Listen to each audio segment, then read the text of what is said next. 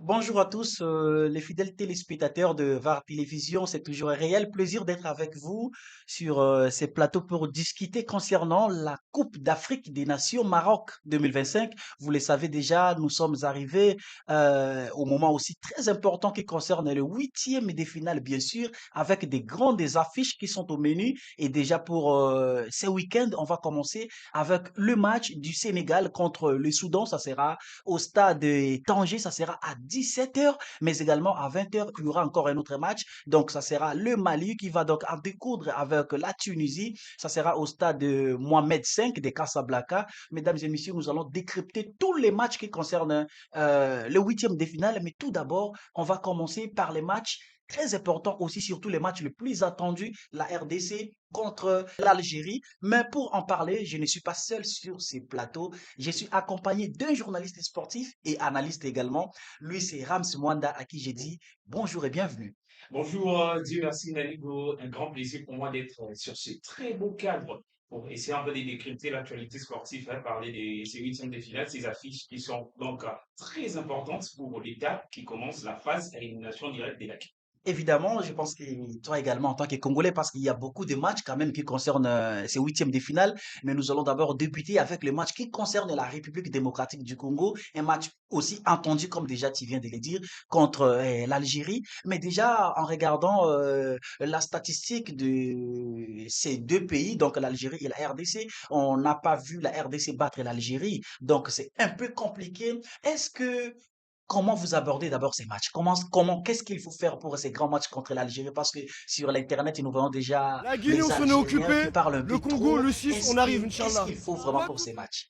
Déjà, d'entrée de jeu, j'ignorais, ce ne sont pas seulement les Algériens qui parlent beaucoup. Il y a Hmm. aussi les Congolais qui sont là qui sont en train de parler, on est en train de voir. Ouais, Mais s'il faut revenir sur l'aspect que vous avez évoqué, sur l'aspect statistique, ouais. vous avez raison, il y a certainement, hein, Hmm. ces dernières rencontres qui ont tourné en faveur des Fennecs d'Algérie. Ouais. Il y a la République démocratique du Congo qui a quand même essayé d'obtenir des matchs nuls De parfois. matchs nuls, oui. Je me souviens, le dernier match entre la RDC et l'Algérie, c'était en 2022, si je ne m'abuse, un match amical un but partout, Ouais. lui d'ailleurs marqué du côté congolais par Cédric Bakambu qui sera là encore, qui sera de la partie pour, si je ne m'abuse, hein, donc j'espère qu'il sera titulaire pour le huitième de finale entre la RDC et l'Algérie. Mais déjà, moi je pense que nous sommes dans une étape où si vous essayez de bien analyser, depuis l'arrivée de Sébastien Zab, la RDC est en train de déjouer tous les pronostics qui partaient à son défaveur. Je vois là-bas l'Égypte, vous savez, lors de la CAN précédente en Côte d'Ivoire, on avait fait un long moment où on n'arrivait pas à battre l'Égypte. Mais nous Évidemment. avons quand même essayé de faire sortir cette équipe-là en huitième de finale, même si ce n'était pas pendant les 90 minutes, c'était donc dans la séance fatidique de Turobi, mais c'était important. Hmm. On a quand même une bête noire en Afrique centrale, le Cameroun, qu'on a déjoué, qu'on a battu dernièrement lors des éliminatoires zone Afrique, barrage, barrage zone Afrique pour la Coupe du Monde. Ouais. Il y a quand même les Nigériens aussi qu'on a battus. Donc, la RDC est quand même en train de fournir ses efforts avec Sébastien Desabre de jouer certains pronostics. Hmm. J'espère que ça sera aussi le cas pour l'Algérie à bientôt. Ok, ça sera aussi. Bon, l'Algérie, c'est pas aussi une petite nation quand même ici en Afrique. Et déjà, en voyant leur équipe, en tout cas, on sent quand même qu'il y a quelque chose qui se prépare également pour défier la République démocratique du Congo. Parce que déjà, cette équipe algérienne qui est emmenée en huitième de finale avec leur capitaine qui est Riyad Mahrez de 34 ans. Et d'ailleurs, déjà être qualifié pour cette phase de oui à élimination directe, et déjà, je peux dire, c'est déjà une première depuis 2019 pour cette équipe algérienne et dès son deuxième match de phase de poule. C'est de là que l'Algérie a été donc directement qualifiée, mais également en regardant les démonstrations de cette formation algérienne face au Soudan, 3 buts à 0, mais également contre Burkina Faso, 1 but à 0. Et déjà, je peux dire que l'Algérie a envoyé un message fort au continent lors de cette compétition. Et parce que depuis 2019, pour franchir cette étape, ce n'est pas quand même facile. Est-ce que l'Algérie aujourd'hui fait peur à la RDC? Et s'il faut comparer l'équipe congolaise et l'équipe algérienne, on sent quand même qu'il y a un peu de rivalité, il y a aussi des défis à relever de tous les deux côtés. Est-ce que avec la composition de la RDC aujourd'hui, remplacer Masuaku? Parce que c'est aussi un grand problème qui se pose actuellement. Masuaku qui a été blessé. Et On a vu Joris Kayembe qui l'a remplacé lors de ces matchs contre le Botswana. Il y a certains Congolais qui ont aussi déclaré qu'en tout cas Joris Kayembe n'a pas pu être à la hauteur pour remplacer Masuaku parce que normalement Joris Kayembe joue d'une manière offensive, mais derrière lui, il laisse quand même des espaces qui créent aussi parfois des problèmes. Est-ce que vous pensez que Joris Kayembe peut être toujours à la hauteur là de remplacer Masuaku au cas où Masuaku ne revenait plus dans cette équipe face à l'Algérie? Dieu merci Nalingo, merci d'abord pour vos questions. Je vais revenir d'abord sur ce que vous avez dit concernant le message que l'Algérie a montré. Vous savez, lorsque la CAN au Maroc a débuté, on considérait les deux premiers favoris en Mm. termes de première zone pour moi. Là, c'est mon analyse Ouais, personnelle. ouais. En première zone, soit en première partie, je trouvais déjà le Maroc et le Sénégal qui sont les très grands favoris. Mm. Après, on avait aussi des favoris tels que l'Algérie, voire la RDC. Parce que par rapport au parcours que la RDC avait réalisé lors du barrage qui a battu, donc le Cameroun et le Nigeria, c'était quand même un signal fort aussi. Mais l'Algérie a encore donné un très bon signal Mm. lorsqu'il a entamé sa CAN, en battant donc le Soudan, Mm. le Burkina Les Faso Burkina aussi, et Faso, surtout en réalisant un parcours sans faute, 9 points sur 9 sur la seule équipe avec le Nigeria qui ont fait ces parcours-là. Mais déjà, je vais rappeler à tout le monde qui attention, souvent en Afrique, les équipes qui arrivent à réaliser ces parcours-là arrivent parfois à être éliminées mm. de le huitième de finale, ce qui était arrivé avec l'Égypte. On se souvient encore avec quelques nations qui ont réalisé de telles choses lors des précédentes CAN. Mais c'est pas seulement le cas. L'Algérie a une très bonne équipe. Pour répondre déjà à votre question, mais Mm. l'Algérie ne fait pas peur à la RDC. Ok. Pour l'instant, c'est la RDC qui fait peur, non seulement à l'Algérie, Donc on peut dire qu'aujourd'hui c'est la RDC qui est considérée comme cauchemar des équipes africaines qui ont déjà franchi la assurément, barre de huitième de assurément, finale. parce que battre le Cameroun et le Le Nigeria dans une Nigeria, période de quelques jours, ouais. même si ces équipes-là n'ont pas affiché un C'était les très deux bon jeu, grandes rencontres qui se sont succédées, hein. c'est quand même quelque chose de Ouais, bien parce que cette même République démocratique du Congo a tenu aussi en échec le Sénégal lors de la deuxième journée. Vous allez voir, parlons des parcours, c'est la RDC qui fait peur. ouais. Battre les Cameroun, les Nigérians en face des groupes, il y a encore une équipe comme le Sénégal qui n'a pas battu cette formation de la RDC. Parce que la RDC, depuis le début de la CAN, la RDC a eu cette chance-là de jouer déjà face à une grosse écurie comme le Sénégal. L'Algérie n'a pas joué à une grosse écurie. L'Algérie a battu le Burkina, c'est un outsider. Mm. L'Algérie a battu le Soudan, qui contient plus des joueurs locaux. Ouais. L'Algérie a battu aussi la Guinée équatoriale, qui n'est pas en forme cette saison. Donc l'Algérie, bref, a une très bonne équipe. L'Algérie a des bons joueurs. Riyad Ouais. Mahrez, vous avez cité, c'est un Mm. expérimenté. Ouais. L'Algérie a quand même une formation C'est lui d'ailleurs le équipe. capitaine de l'équipe. Oui, Ouais. il est d'ailleurs parmi les meilleurs buteurs. Il a marqué 3 buts. Et l'Algérie a quand même, en parlant de son effectif, l'Algérie a quand même des joueurs qui proviennent des équipes un tout petit peu galactiques par rapport aux nations africaines qui participent à cette Coupe d'Afrique. Parce qu'on a des joueurs qui proviennent des Bayer Leverkusen, des joueurs qui proviennent des Wolfsburg, Mm. on a des joueurs qui proviennent des Lille. On a d'ailleurs le gardien Luc Zidane, le fils des Zinedine Zidane, qui évolue en Segunda, deuxième division espagnole. Mm. Donc, c'est une équipe qui a d'ailleurs des joueurs techniquement bons, des Mm. joueurs qui sont au-dessus de la moyenne Mm. sur l'aspect technique. Je Mm. pense que d'ailleurs, sur l'aspect offensif, Mm. l'Algérie est au-dessus de la RDC parce que cette équipe Voilà, vous techniquement, avez même soulevé le point déjà que je voulais toucher, s'il vous plaît, parce que si nous voyons vraiment l'organisation tactique de l'Algérie, en tout cas surtout lors de leur victoire face au Soudan, en tout cas vous allez remarquer que vraiment les trois buts qui ont été marqués face au Soudan, en tout cas c'était vraiment avec une animation offensive très assise et avec un système tactique, oui bien assez comme je venais déjà de le dire, et vous allez comprendre que comparativement à la RDC pose des problèmes par rapport sur sur l'animation offensive, voilà, par rapport à l'animation offensive, parce que le milieu du terrain, oui, ça répond quand même à certains critères. La défense congolaise est aussi solide, mais l'attaque de la RDC aujourd'hui pose problème. D'ailleurs, c'est l'un des points, c'est l'un des problèmes aujourd'hui que le peuple congolais réclame à tout moment. Et vous allez remarquer mais que parfois il y a un peu de tâtonnement par rapport à la titularisation de Simon Banza, mais également Samuel Essende.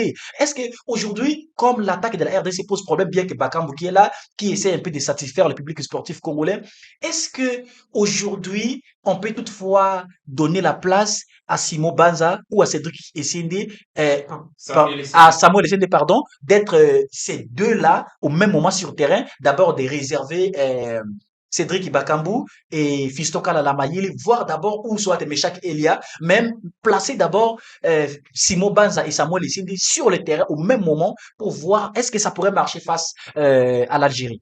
Merci, Dieu merci Navigo. Avant de revenir à votre question, je vais finir par dire ceci. Vous savez, sur l'aspect offensif, Hmm. l'Algérie a décidé la RDC Hmm. dans ses combinaisons, dans son Une orientation, orientation, dans oui. son animation, parce Oui. que Tout d'ailleurs, est organisé. l'Algérie a des joueurs très bons techniquement, Mahrez et Maurice Gelmaris. Donc, ce sont vraiment des joueurs qui sont capables de réaliser des gestes techniques excellents. Hmm. Mais ce qu'il faut savoir est que la RDC est d'ailleurs bien assise du côté solidité défensive.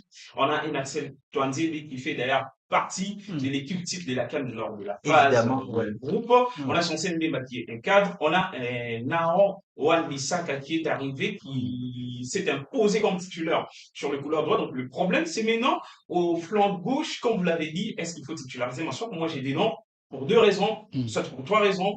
Mais il ne faut pas Premièrement, titulariser Massoko alors qu'il a déjà parce que repris les entraînements. Premièrement, parce qu'il a repris les entraînements, il vient de la blessure. Ouais. Selon ce qu'on avait dit, la Hmm. gravité de la blessure, oui, on n'a pas essayé de faire des tests pour savoir la gravité, mais ce qu'on Hmm. avait dit, Hmm. nous pensons qu'il ne doit pas être vraiment 100% de sa forme avec sa jambe gauche. Ouais. Ça va encore créer des problèmes parce qu'il sera face à Riyad Mahrez qui est très rapide. Évidemment. Donc, le mieux, c'est de ne pas se laisser dans cette ambiguïté, Ouais. de titulariser Joris Kayembe. Et deuxièmement, pourquoi? Parce que, à mon analyse personnelle, Maswak est aussi un excellent joueur offensif, Ouais. un latéral moderne, mais défensivement, Maswak, pour moi, ne défend pas bien vraiment. Sauf qu'il face au Sénégal, j'étais quand même Mais d'autres étonné. Congolais disent que c'est Massouakou qui défend mieux que Joris Kayembe, parce que Joris Kayembe est plus offensif que Massouakou, alors que on a vu Massouakou parfois qui marque de buts. Ce que Vous vous voyez devez un peu savoir, cette contradiction-là. Ce que vous devez savoir, tous les deux joueurs-là, Masuaku et KMB Joris, sont des joueurs qui sont très bien assis sur les plans offensifs. Masuaku centre et réalise des bons centres, même Joris KMB, c'est un passeur décisif. L'avantage que Masuaku a, c'est Masuaku est capable de scorer. Ok. Mais Joris KMB Lui, il ne score pas. score difficilement, mais Difficilement, ouais. il délivre quand même des passes décisives. Des passes décisives, Alors, ouais. si l'aspect défensif par rapport à ce que moi je dis personnellement, surtout cette saison, c'est Joris KMB qui est au top. Joris KMB a joué des matchs intéressants avec son club RC Genk, Hmm. avec, si je ne m'abuse, l'Europa League, avec le championnat. Mais Maswak, déjà, du côté des Sunderland, il n'est pas titulaire. Il a ses manques, ses diminutions de volume de jeu. C'est quelque chose qui ne sera pas vraiment rassurant. Bon, c'est titulaire en équipe nationale à sélection parce que jouer en sélection avec elle, ce n'est pas la même chose. Mais moi, je pense qu'il faut donner de la chance à Joris KMB. Il faut seulement lui donner des consignes très intéressantes, mais surtout pour réussir à bien déjouer cette équipe L'Algérie. d'Algérie, il faut maintenant mettre un milieu de terrain en triangle. Parce que vous devez savoir que, permettez-moi de le dire, lors des deux premiers matchs de la RDC pendant cette CAN, c'était un milieu de terrain en triangle inversé. Hmm. C'est-à-dire, il y avait deux devant, Ouais. dans la moitié de terrain adverse et Hmm. un Et derrière, un derrière. Ouais. c'était une sentinelle. Ouais. Samir Moutoussamy pour la récupération. Et il y avait souvent Noah Sadik du côté de gauche parce que l'objectif tactique de l'entraîneur, c'était de s'appuyer sur le couloir, Hmm. de renforcer les ailiers. Raison pour laquelle vous allez voir que dans le cœur du jeu, on n'avait pas un animateur offensif. Offensif, C'était ouais. Noah Sadik qui s'appuyait souvent avec Moukou Meshek. Et de l'autre côté, il y avait Eloka Yende qui avait débuté contre les Bénin qui n'avait pas réussi à bien appuyer Bungonda. Mais Galaël Moukaou l'a bien fait face au Sénégal. Il a bien appuyé Théo Bungonda. Mais on a vu face au Botswana que Gaël Kakuta est important. Raison pour laquelle moi je Hmm. suggère un, Kakuta est un important, milieu de oui. terrain. On a même remarqué que Kakuta, par rapport à son âge, en tout cas, c'est pas vraiment ce qu'on attendait de lui, mais on a vu une très belle prestation de Kakuta. En tout cas, moi-même, j'ai été très ému parce que je pensais que c'est un joueur, vu son âge, il allait peut-être avoir des problèmes de souffle et tout. En tout cas, il a bien servi l'équipe nationale. Et est-ce que vous pensez aussi que sa présence peut toutefois être importante encore face à l'Algérie? Assurément, il doit être titulaire parce que, Hmm. comme je l'ai dit, il faut avoir maintenant un milieu de terrain en triangle, Ouais, lui en avant ouais. pour essayer un peu de créer des occasions. C'est un meneur de jeu. Hmm. Alors, on laisse donc deux milieux qui seront un peu derrière. On a déjà Samir Moussani, Hmm. compte tenu de son poste, il est déjà titulaire, indiscutable, c'est les Macleux. Ouais. On peut aussi mettre nous à Sadi qui oui, c'est un milieu box-to-box Hmm. capable de défendre et Ouais. d'attaquer. Il peut parfois essayer un peu d'attaquer, de lancer les offensifs, mais il doit être vigilant. Quant à moi, le coach doit quand même lui donner une consigne de venir Voilà. Vous suppléer avez touché également un point important. Joris Ouais. Kayen. Ok. essayez. Est-ce qu'aujourd'hui, quels sont les défauts que vous reprochez de Sébastien Desabre? Ah, Sébastien Desabre, oui. Qu'est-ce que vous reprochez de Sébastien Desabre? Alors, ce qu'il faut déjà dire, bon, Et aussi, qu'est-ce qu'il faut faire? Qu'est-ce que Sébastien Desabre doit faire face à l'Algérie par rapport au classement? je dois d'abord commencer de ce qu'il Par doit ses faire. défauts? Ouais. Non, ce qu'il doit Ah, faire parce que c'est ce que j'ai débité déjà. voilà, ok. L'animation, nous avons besoin d'une animation offensive. Offensive, ouais. Nous voulons avoir des joueurs capables de faire bouger le cœur des jeux. Nous avons Gaël Kakuta qui nous a montré qu'il est encore intéressant, qu'il essaie un peu de titulariser Gaël Kakuta pour ces matchs parce que nous serons face à une équipe technique Technique, et vraiment. c'est ce genre d'équipe qui est plus facile à Cédric Bakambu de marquer. Parce que Cédric Bakambu, c'est un joueur intelligent tactiquement, qui fait des appels, des contre-appels, qui joue, qui aime jouer dans l'espace, qui aime des balles à profondeur. Gaël Kakuta peut le faire très bien avec ses qualités de passe. Mais lorsque vous mettez Cédric Bakambu avec des milieux de terrain, oui, ce sont des milieux de terrain box-box, mais qui ne sont pas des vrais numéros 10, qui ne sont pas très talentueux, par exemple, comme Gaël Kakuta qui est un maestro. Mm. Ça met un peu Cédric Bakambu en difficulté, même s'il a des ballons qu'il reçoit, mais c'est pas vraiment comme d'habitude. Parce qu'un Cédric Bakambu qui reçoit même 4-5 ballons en profondeur, il peut vous en marquer 2 ou 3 billes, même un, c'est important. On sera face à une équipe technique. Cédric Bakambu est toujours souvent mis en difficulté lorsqu'on joue face à des équipes physiques comme le Sénégal, vous l'avez dit, mais face à des équipes techniques, il court beaucoup. Alors il faut mettre un Gaël Kakuta là-bas. Et puis pour les ailiers, mettez Théo Bongonda. Il faut lui dire que c'est lui actuellement qui est un joueur qui est très dangereux sur le plan offensif parce que c'est un ailier qui est capable de bien maîtriser la balle. Souvent, il subit des fautes, c'est important pour l'équipe parce que lorsqu'il a des ballons, lorsqu'il subit des fautes, il y a des cartons et ça fait en sorte que la défense adverse essaie un peu de se ressaisir, d'éviter des problèmes et ça laisse des espaces, tout ça. De l'autre côté, pour moi, il ne faut pas titulariser, il ne faut pas titulariser. Moi, je pense qu'il faut titulariser Meshak Elia. Pourquoi? Parce que on aura déjà 2 joueurs très bons techniquement sur le terrain, Gaël Kakuta Mm. et Théo Monda. Alors, il faut avoir un autre profil. Mm. C'est Elia Meshak, Elia c'est un Meshak, joueur de profondeur, un c'est un joueur joueur de puissant, profondeur, ouais, très de puissant, rapidité. ouais. Il va mettre de la Rapidité, la rapidité. vitesse, la pression sur la défense algérienne. Je pense que sa contribution personnelle peut toutefois aider. Alors, pour reprocher, Sébastien Desabre. moi, je pense que Sébastien Zabre est en train de s'améliorer de Mm. plus en plus. C'est quand même un entraîneur qui nous prouve quand même il est en train de réaliser un bon travail. Mm. Et Personnellement, surtout, ce qu'on a aimé, c'est quand on a vu Sébastien Desabre au terrain lors de match de l'Algérie. Il était là au stade, oui, il faut comme un superviser ce téléspectateur, comme match. tout le monde. Il a bien suivi les matchs. Je pense que c'était une étude également pour voir déjà cette équipe, comment est-ce que ça joue, comment est-ce que ça se comporte et comment est-ce que l'entraîneur algérien effectue ses changements. Vous ne C'est voyez pas que c'était vraiment la sagesse. c'est très intéressant de faire ça pour un manager, pour un coach, parce que vous devez savoir déjà, les 2 équipes, l'Algérie et la RDC, sont les pays qui ont des publics chauds pendant Chaud, ces vraiment. cas. Parce que l'Algérie, il y a beaucoup des Algériens qui Mm. proviennent de la France, de la diaspora, même de l'Algérie qui sont là au Maroc. Il y a aussi beaucoup de Congolais qui sont là. D'ailleurs, ce sont eux qui mettent beaucoup d'ambiance pour cette CAN.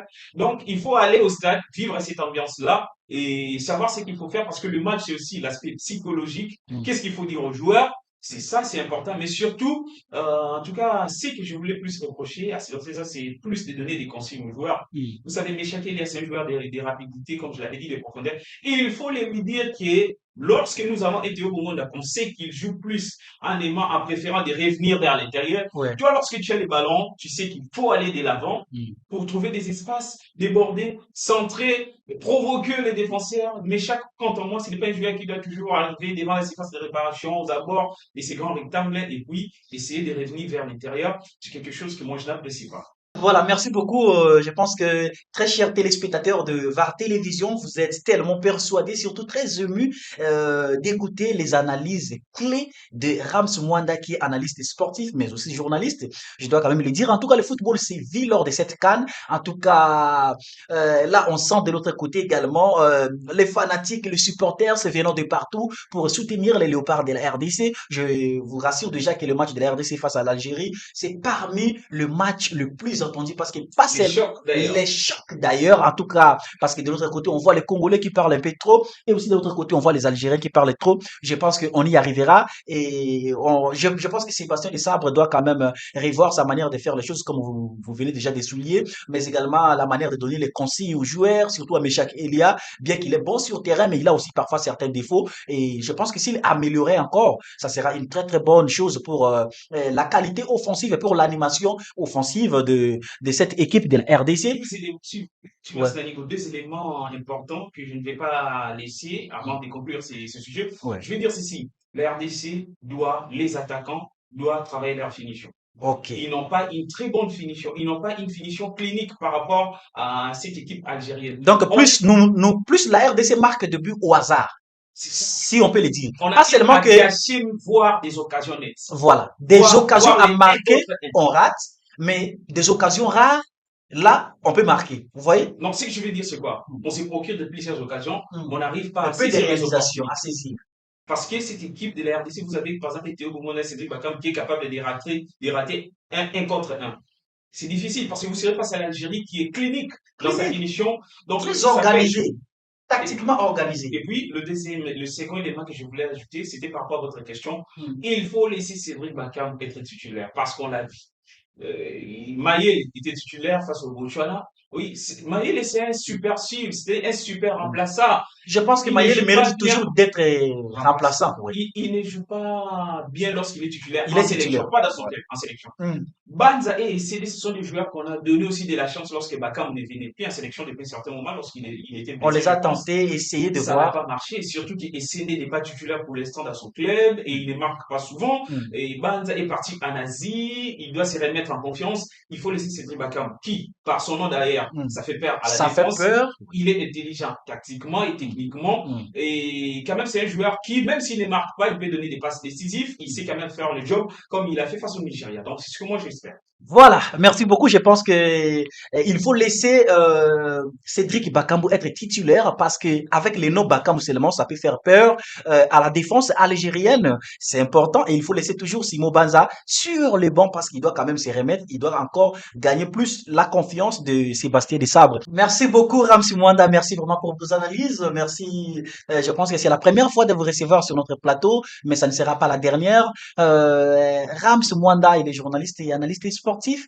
Très chers téléspectateurs de VAR Télévision, c'était un réel plaisir de vous présenter ces numéros concernant les analyses et le décryptage qui concerne le huitième de finale de la Coupe d'Afrique des Nations Maroc 2025. Avec tous les chocs, on se voit déjà prochainement pour un nouveau numéro.